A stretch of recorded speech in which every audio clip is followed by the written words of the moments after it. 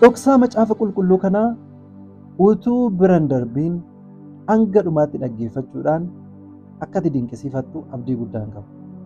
Wanta Waaqayyo guyyaa irraa karaa sagalee kanaan sitti dubbatu, wanta macaafa qulqulluu keessaa Waaqayyo baasee hafuura isaatiin har'a sitti dubbatu hanga dhumaatti dhaggeeffadhu. Si gargaara, itti haareffamta, itti geeddaramta, kiristaanummaa keetti jabaatta, fayyina keetti gammadda. Waaqayyo si fayyisuudhaaf akkamittiin karaa gaaddidduutiin fayyina kee argisiisaa akka inni dhufe dhoksaana nama sitti himuudhaaf jedhu kana keessatti dhaggeeffattee Waaqayyoon galateeffatta. Ani obboleessa keessan Malkaalamuudha. Viidiyoo kana hanga dhumaatti koppii liinkii gochuudhaan, sheer gochuudhaan, riipoost gochuudhaan na waliin bu'a. Macaafa kakuu moofaa keessaa seera isa shanaffaa yookaan macaafa seeraa isa shanaffaa keessaa boqonnaa 34 lakkoofsa 5 irraa kaasee hanga 7tti kan jiru har'a Waaqayyo bifa addaatiin isin ibsa. Ergaa baay'ee ajaa'ibsiisaaf dinqisiisaa ta'edha. Ergaa kana gaafa Hafuurri Qulqulluu naa eegu, ergaa kana gaafan dhaga'u, ergaa kana gaafan dubbifadhu gammachuun keessa lixee isiniif ibsuu hin danda'u. Maaliif fayyinni koo fayyina gati jabeessa, fayyina qaalii ta'uu isaatu natti dhaga'ame. Kiristaanummaan ani keessa jiru, jireenyi ani karaa Kiristoosiin argadhe jireenya gati jabeessa ta'uu isaatu naaf hubatame jechuudha. Isinis hanga dhumaatti na duukaa bu'aatii dhaggeeffadhaa. Macaafa keessa deebii boqonnaa 34 yookaan macaafa seera keessa deebii boqonnaa 34 lakkoofsa 5 irraa kaasee hanga 7tti maal jedha? Akkuma Waaqayyo Museetti dubbate Museen biyya Mo'aabitti du'eera. Waaqayyos dachaa Mo'aab keessatti fuullee Beet Phe'ooritti isa awwaale. Hamma har'aattis namni tokkollee iddoo awwaala Musee hin beeku. Lakkoofsa 7 irratti Museen utuu humni isaa irraan irratiin, utuu hin dulloomiin, utuu fuulli isaa kun hin suntuuriin, utuu ijji isaa kun hin dimimmisaayin akka dargaggeessa haareffamaa tokkotti, akka dargaggeessa jabaa tokkotti du'uu isaa dhaga'anii dubbatu. Egaa qabxiiwwan gurguddaa kana sadanini gara qaamaatti isinii jijjiiree isinii fiika. Tokkoffaa Musee waggaa 120tti bara namni kaan dulloomee du'utti, bara namni kaan lafa guuree du'utti Museen dulloomuu dhiisuun isaa maal argisiisa? Qabxiin inni lammaffaa Museen erga du'ee Waaqayyoon awwaalamuunsaa maal argisiisa?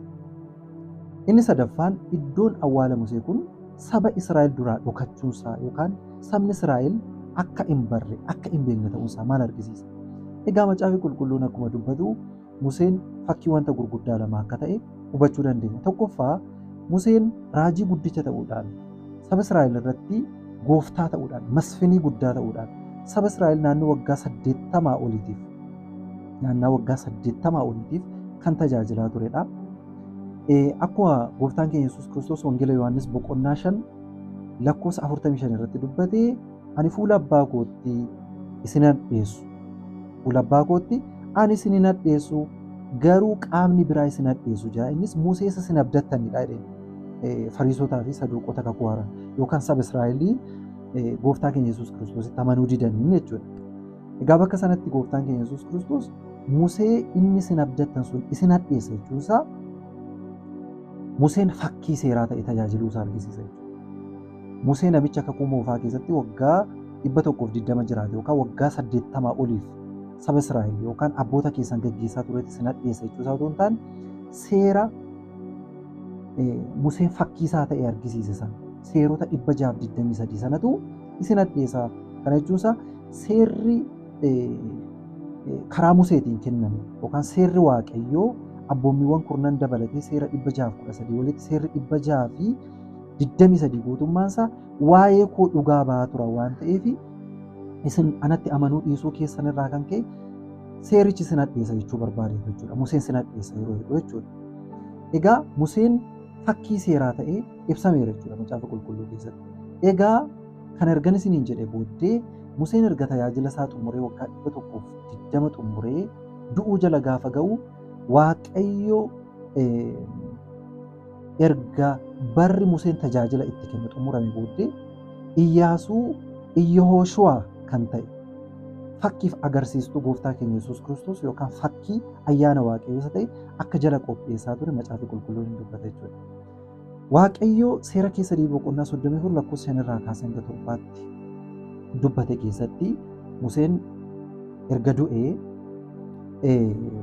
Iyyaasuun akka bakka bu'ee saba Israa'el isa kakuun galameef isa bakka boqonnaa Waaqayyootti akka galaniif abdachiifaman kakaan garaagaraa isaaniif kenname sana biyya kakuu sanatti biyya boqonnaa Waaqayyoo biyya gaarii fakkii Kiristoos fakkii mootummaa Waaqayyoo ta'etti saba sana kan gashuu qabu Iyyaasuutu bakka bu'e jechuudha. Kanaaf battala Museen dhabamsiifametti Iyyaasuun Iyyooshuwaan inni fakkii gooftaa keenya Yesuus Kiristoos ta'e bakka buufame jechuudha.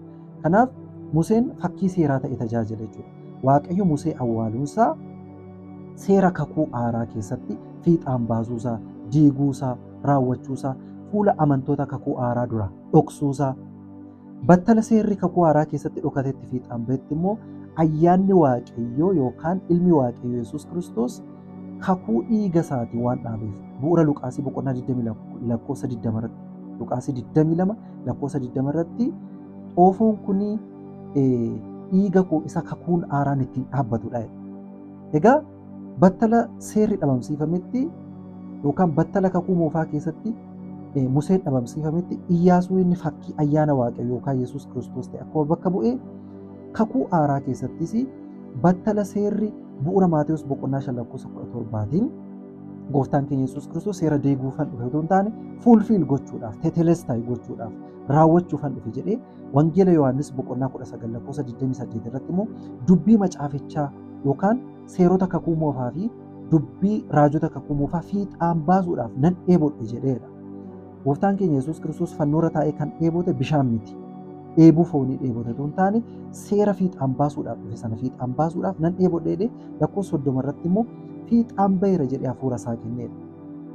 Seera fiixaan baasuudhaaf dheebote sana fiixaan baase tetelestai godhe, teeliyoo godhe, irraawwate, fuulfiil godhe jechuudha.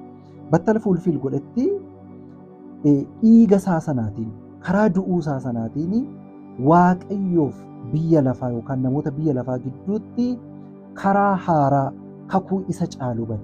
Karaa namoonni ittiin samii sadaffaatti galan, karaa namoonni iddoo qulqulluu fuula Waaqayyootti galan, karaa namoonni isa wajjin dhaqanii mirga abbaa ta'an karaa haaraa bane, balbala haaraa bane, riqicha haaraa bane jechuudha.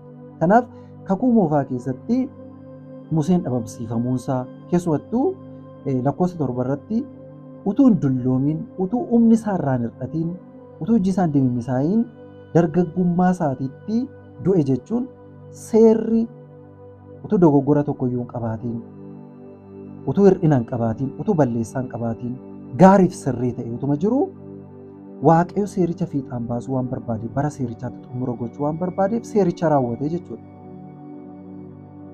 Seerichi awwaalamuusaa yookaan Museen awwaalamuusaa immoo seerri fuula saba Waaqayyoo fuula amantoota kakuu haaraa duraa dhokfamee ayyaanni bakka bu'uusaa argisiisa. Ibroota boqonnaa 8 lakkoofsa 18 fi 19 yoo dubbifattan Ibroota boqonnaa 7